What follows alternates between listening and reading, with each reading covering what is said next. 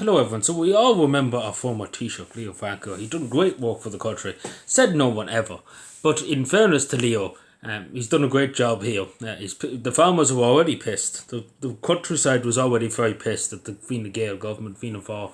And he's done a great job in making them even more pissed, if that was even possible. But basically, he's come out with this, and of course, he's entitled to his opinion. But of course, as a former Taoiseach, and particularly with the fuel protests and stuff, people struggling to pay the bills, and put food at the table, get food to the shop. In terms of that, it probably wouldn't have been the best time. Maybe he should live for a while before coming out with it. But of course, the Irish Constitution allows him to speak. I'm not disputing his right to speak. He's entitled to his opinion, the same as every citizen.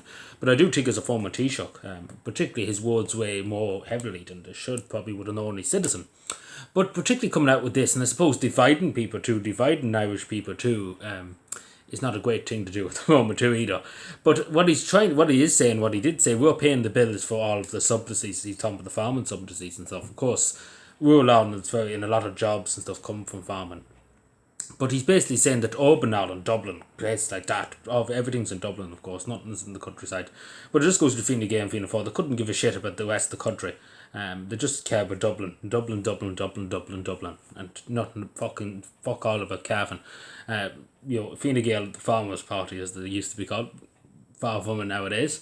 But yeah, he's basically come out and said, and I think even Simon Howes himself is distant, and he's like, I don't want to address this, and he's basically running away. And of course, he's saying about tax benefits, etc., for the farmers. But this is the thing: that the farming creates a huge amount of jobs, and the countryside, a huge amount of young people are interested in farming and stuff, and it puts food on the table. I know in the World Economic Forum, etc., the Watch Eat the Bugs, of course, Leo Varadkar knows about the World Economic Forum, of course, being a young leader, etc., in the World Economic Forum. But this is the thing: that they do put food on the table, regardless of what anybody says. It does put food on the table, and of course, a lot of people employed. And it's a backbone of rural Ireland too. Only for that, there wouldn't be much going on in rural Ireland. Only for that, places like Cavan, places like Monaghan too. It's very offensive for a former Taoiseach to come out with this. And I suppose he's tone deaf, and I don't think he understands. Because again, he's on hundreds of thousands of euro. He doesn't have to worry about paying the bills. He doesn't have to worry about filling up a tractor. He doesn't have to worry about filling up the bales of hay, etc. He doesn't have to worry about anything like that. He's sitting in probably Blackrock or somewhere in Dublin in his big ivory estate on hundreds of thousands of euro. Of course, there's a big job in America too. But this is the thing. And I'll be honest with Leo here, and I'll be honest with the state here for a second, that he's getting probably 3 or 4 thousand euro a week in a pension. Like, he never has to work a day in his life. He has a full big pension. Like, when he left, he got 90k just in leaving the Oireachtas that time, 90k. And of course, as a Taoiseach and a former minister too, he would get allowances, of course, for that too. So we'd probably getting close enough to maybe 300,000 euro a year, just to say. Now, I don't know about you, and I don't know about me and you, the only Irish working class person, but as a person in rural Ireland too, I don't see the likes of that, to be totally honest. And I probably do more work than any of them in Dáil Éireann or Shannon Éireann, to be totally honest.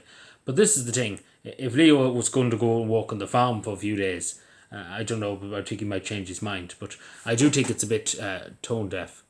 But I do think it's very uninformed of former Taoiseach Leo Varadkar, particularly when, of course, when you remember what he leaked the former document to his former friend. Of course, that's why he's called Leo the Link in a lot of cases. And of course, during COVID and stuff, there's a lot to be asked about his leadership during COVID and what happened during COVID. Let us not talk about that, but even about one famous thing I remember him saying, that the government will tell you when you have your rights. Now, I don't know about you, Leo, but I think the Irish Constitution tells you otherwise, that the Taoiseach doesn't have the right to say to the Irish people, we tell you when you can have your rights. And I don't remember reading that in the Constitution. Because as far as I know, they're given by God, to be totally honest. So, I think it's really, really uninformed, to be generally honest. I think it's really, because people are already very hot-headed, and rightly so, because people are struggling to pay the bills.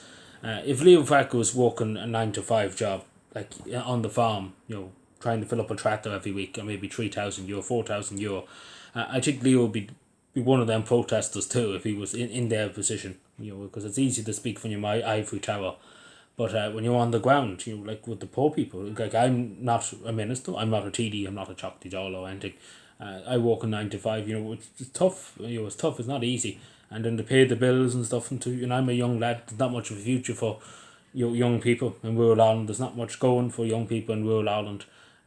Of course, the government, your government and stuff, and the current government are not bothered to ask to help, and it just purely shows that unless it's in Dublin, they don't give a shit. Let's be totally honest with you. But yeah, it just goes to show you what was already known in rural Ireland, the Fine Gael and Fianna Fáil, not for the rural people, but for the big corporations in Dublin, for the people, the bankers and stuff. It's very well known. Everybody knows about it. But anyway, let me know what you think, everybody.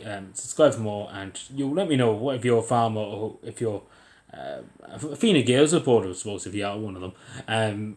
What do you think about this? Because I do think, particularly at this moment in time, whatever better if you left it for another few months, I think it's really uninformed. And I think even the Taoiseach himself, Simon Harris, even kind of distanced himself a bit from it, because it is kind of very tone deaf considering the whole situation in the world and in Ireland at the moment.